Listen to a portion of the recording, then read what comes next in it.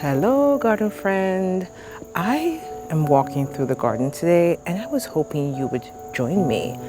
I was just looking at my tomato trellis. Now, I had big plans for this trellis for this year. I wanted to have all the greenery, tomatoes hanging off of the trellis, and all the way till frost. But for some reason, and I'll tell you the reason, it didn't work out for me this year. And the reason is I did not do what I was supposed to. I did not keep the diseases off these tomato plants. I did not spray them like I should have, and I did not water properly. I had a lot of spots this year where I just couldn't be in the garden, and the tomatoes suffered for it. This is the first year I haven't had tomatoes thriving all the way to frost. This is my first year. It's a new experience for me. But I have a tomato that is doing awesome. Let me show you that one. Now here is a tomato plant in, of all places, a flower hedge. This tomato plant here was a volunteer and it grew in this tiny container here. And it picked up some disease early in the season. I see a weed, gotta pull it. It picked up disease, and so I quarantined it over here. I put it over here to just rest and not bother my other tomato plants, and I never moved it. So I kept it watered when I remembered and let it just ramble on the flower hedge here. And it has cherry tomatoes. It ended up being a black cherry tomato, which is great because all my other black cherry tomatoes have died off. But it's ripening tomatoes. It has so many fruits setting on here, and it's the healthiest of my tomato plants. So let the volunteers grow. You never know. Wait a minute, this one looks a little different. This one almost looks like an orange. Ugh, that's a bug. Yeah, that's a leaf-footed bug. Ugh. Anyway, it looks orange, so I don't know.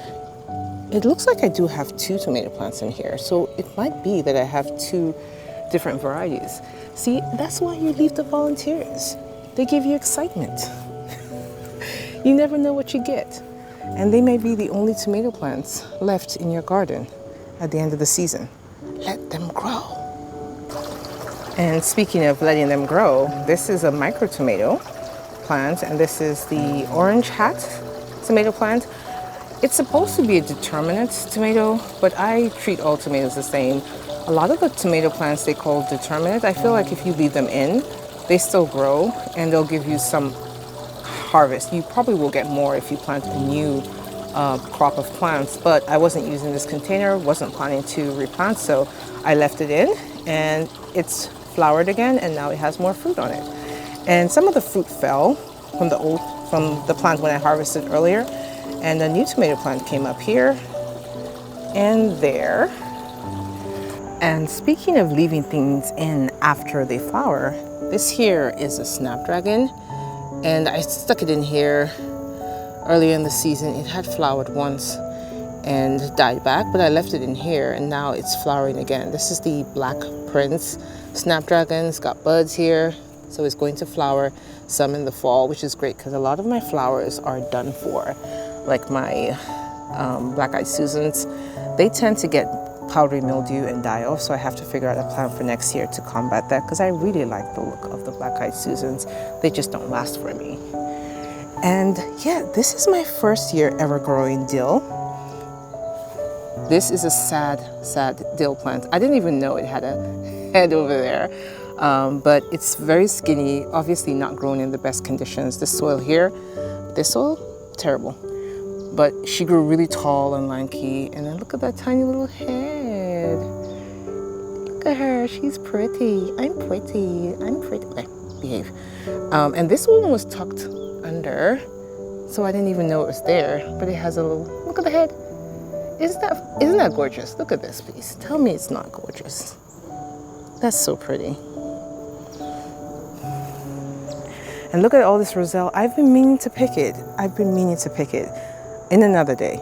I'm just going to procrastinate. One more day or two, I'll come get all this roselle. This has been super productive. Another thing I grew for the first time this year. And I encourage you, in your garden, if you're anything like me, you need excitement. You don't have to grow the same thing you grew last year. Of course, you want to keep some staples. as many staples as possible. But I feel like you should grow at least one new thing every year, just for the mystery of it, just for the excitement.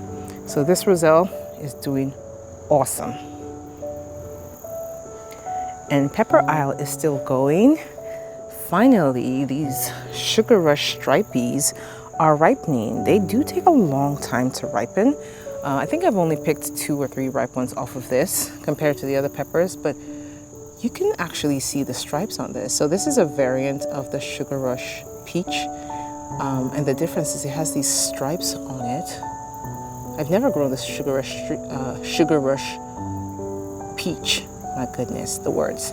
I've never grown the Sugar Rush peach, but I saw the seeds for the stripy and I'm like, stripes? Yes, please sign me up. This one has more stripes so you can see it better. Look at that.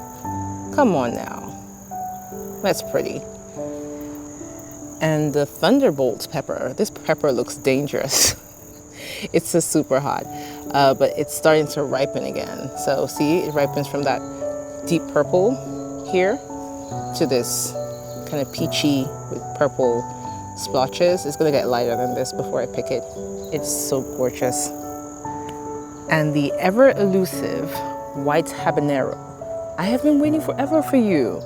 I've had the red habanero ripen, the orange habanero ripen, even the chocolate habanero ripen. But this one took forever. This is the first one I'm gonna pick off of this plant here. So it says white habanero, but it seems to be ripening to almost like a yellowish color, but it's very light, very pale. It's beautiful. It was worth the wait. It was worth the wait. I have seen seeds for a different white habanero that was a little bit shaped differently than this one. It had a little longer shape to it. I might get that because I like white peppers. Like this white, ahi white lightning, which also ripens to more of a creamy color, but I guess it may be really hard to find a true white pepper, but this is as close as we're getting and I don't mind it.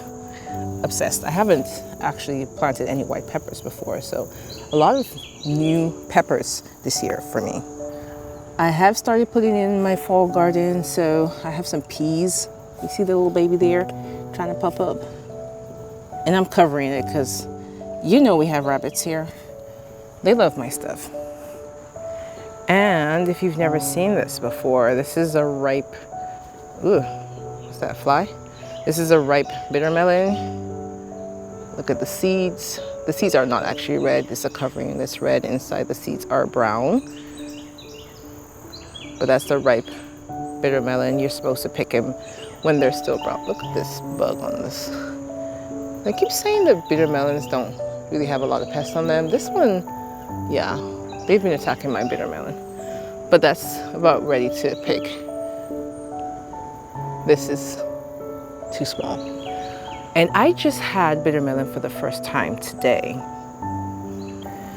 So I picked one of these and I cut it up and I ate it raw. So hear me out, hear me out.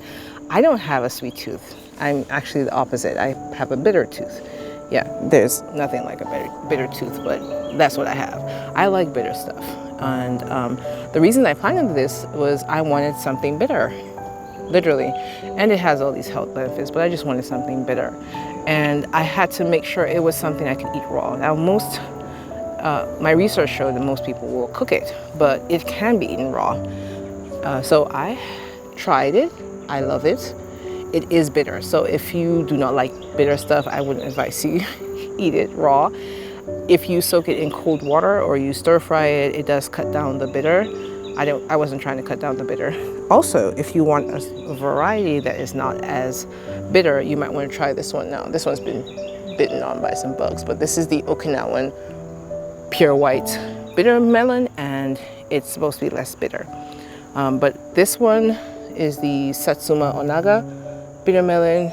I loved it. It has a bitter aftertaste too. So after you eat it, it's been probably 30-40 minutes since I ate it and I can still taste it. And I love it. So if you're like me, try it. Otherwise, you might want to get it cooked, stir-fried, some other way, just not raw. And if you'd like to see a video about bitter melons, how to plant them, some of the benefits. I'll link it here. And until next time, may you always find joy in your garden and your life. Bye, garden friends.